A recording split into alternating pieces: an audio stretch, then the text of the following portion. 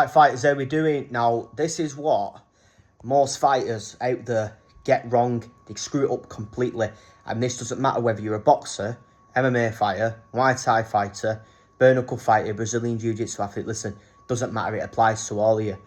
And what that is screwing up a refueling and fight day fueling to actually go into the fight and feel fast, sharp and powerful. Now, what I mean is, right, even if you did a big weight cut on the week of the fight, or even if you did a small weight cut, but let's say, for example, you've done a weight cut, right, you've cut 4, 5, 6, 7 kilograms, whatever number it might be, you've got to make sure that you get that refueling done correctly and the fight day fueling. Now, the reason why I'm saying this and what most fighters will do is, once they've jumped off the scales, once they've made the weight, everything's been done, which that's exactly the wrong thing to think about. Everything hasn't been done. But what fighters will do is, they'll jump straight off the scales and then they'll start eating massive meals straight away, fucking kebabs, pizzas, Nando's. But you've dehydrated your body, you've not eaten food for a considerable amount of time, and you're just going to get all that food back in you straight away. Guess what's going to happen?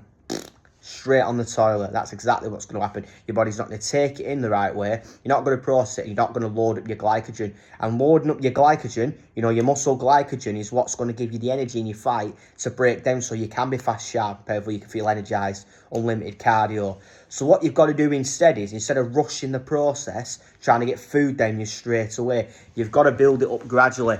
So I'm going to tell you what you need to do.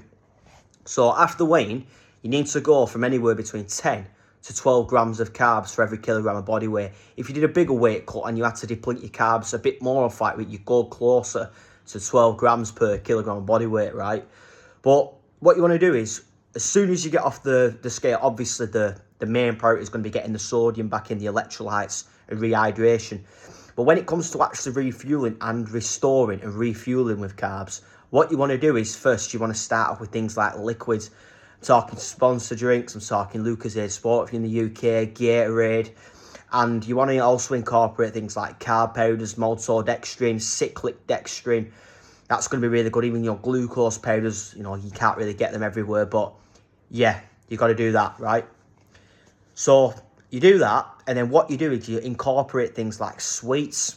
Carb gels are really good. And when you get a few meals in, you want to start incorporating things like Nutella toast, Biscoff toast, and yeah, you want to build up to things like pastas, burritos, chicken and rice, like you say, your pesto pasta, heavy carb dense meals later in the day, and you spread it out across 6, 7 meals.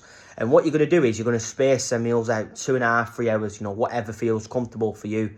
Even actually getting Cayman Guy as well, that's a good one I forgot to mention. That's a good meal as well. You've got basically white chicken, rice, and you've got that sauce that you put on top. Really important. So like I said, if you spread the meals out, you hit them targets with the carbohydrates and you introduce them and build the meals up gradually, then all you've got to do on the day of the fight is carb load. You've just got to get the carbs in again, hit the targets, fight day, you're going to go about 6 to 8 grams of carbs for every kilogram body weight. But if you do it this way, you're actually going to feel good in your fight. You're not going to feel heavy. You're going to feel like you've got unlimited cardio, and you're actually going to be fast, sharp and powerful. It's simple as that. Listen, if you like this information, don't forget to give me a follow for more nutrition and diet tips for combat sports. Let's fucking have some.